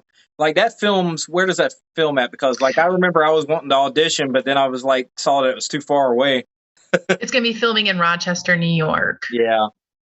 So a little ways away. To do something in that, but so yeah. For since you're doing a podcast on haunted prisons and insane asylums, I have an asylum for you. Ooh. Yeah, it's called Cherry Hospital. It is in Goldsboro. Cherry Hospital? Excuse me. Like on a Sunday. Got it. Right down so I don't forget. Yeah, it's like 12 miles from here, but it's been not just that, but there was some actual legal controversies over it, but there's always been like, the old buildings are haunted, or the work farm for the crazy people is, haunted. They shut that down like decades ago. So there should be at least a few things that you can find online. I don't know if there's many like photos of it, but yeah, okay, right here. Strange, horrifying history of Cherry Research Farm in North Carolina. So there you go. The reason why we do, we start off each episode giving history on, because right now we're in season 1. So season 1 is focusing on prisons. We're going to be taking a break over the summer, do some investigations. And then season 2, we're going to start on the insane asylums. But, in researching each episode, sometimes it's really difficult to find like a lot of information on the paranormal activity that goes on. So, I know like that's what everybody wants to hear. They want to hear the ghost stories and stuff, but to find like actual written information and stuff about some of these prisons and the paranormal activity that takes place there, some of it's really difficult. A couple of the episodes we've done are prisons that are still working. So investigations haven't actually taken place in there. This coming Monday, we're going to be doing West Virginia Penitentiary, and you can actually go into the prison now and do your own private investigations. So I was talking with my co-host Frank earlier, and we're actually going to be setting up an investigation there for the end of June to go in and actually explore it ourselves. So it should be interesting. It sounds fun. If you ever do hauntings at theme parks, they claimed while I worked at Universal that what's currently the Simpsons ride in the Universal Studios Hollywood used to be Back to the Future, that there is a ghost of a little girl that haunts that ride that like a lot of the employees see. We worked there and never saw anything, but I talked to people who claimed they did. So that's, like it's amazing. Like once you get into like the topic of like paranormal and stuff, like so many people have had experiences. So it's crazy. Like I've even I had a paranormal team come into my house, and they did an investigation because I was having a lot of strange things going on. And we picked up a lot of stuff. So, it's as much as people don't want to talk about it, there's like so many people that have had so many experiences. And I think people don't want to talk about it because they don't want to be looked at as like crazy or something. But I think it's perfectly normal, a lot of people having these experiences. So. Yeah. I guess, well, from my perspective, I've never actually like seen anything that like growing up in the South with a very superstitious family, and you hear all of these stories and it's like, all right. And they swear by them, and these are not generally stupid people, I guess.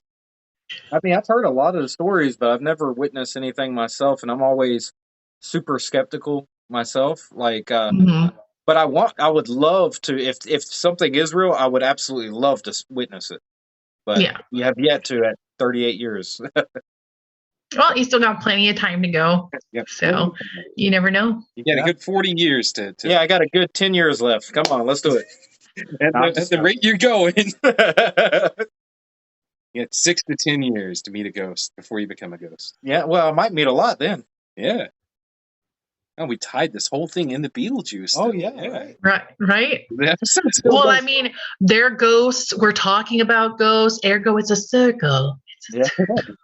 I mean, technically, they were paranormal investigators by the end. Yeah, I guess. Maybe. Sort of. Sure. I feel like if Lydia were to go into any profession, it could be paranormal investigator. That feels like it would be cheating for her, though. I almost feel like her job's going to be like easing new ghosts into it. Yeah, like she'll go knock on their door and be like, "Hey, you guys are dead. This is the handbook. If you have any questions, you can reach me." Yeah. Don't call the Beetle guy. Don't say his name. Yes. Stay away from him. Actually, it'd be like, what was it? The Frighteners. Yeah. With J. Fox, where he could see the ghost, but it's like he's a scam artist. I love that movie. Have you seen that? I probably have seen it once, but it would be a very long time ago. Highly recommend giving it another watch. Yeah. It's really good. I guess this is as good time as any to go ahead and start wrapping up. Yeah. You know what? I feel like I talked your ear off. I'm so sorry. Oh, no, you're good. Like as a matter of fact, after we wrap up, if you want to talk more, you can. Feel free. But we'll go ahead and wrap this up. Thank you guys for watching another episode of the Fucking Movie Podcast. Please, what did they do? Subscribe and all that stuff? Yeah. Do they do follow? these platforms? I don't know. I don't know how this stuff works. I don't know technology. Well, I post them. That doesn't mean I know how to operate it. But yeah, follow, like, do whatever you do. Recommend it to other people. Listen to us on Spotify. If you find out how to get us on other platforms, tell me because I'm done with this stuff. And have a good night, everybody. Good night. Thank you for having me.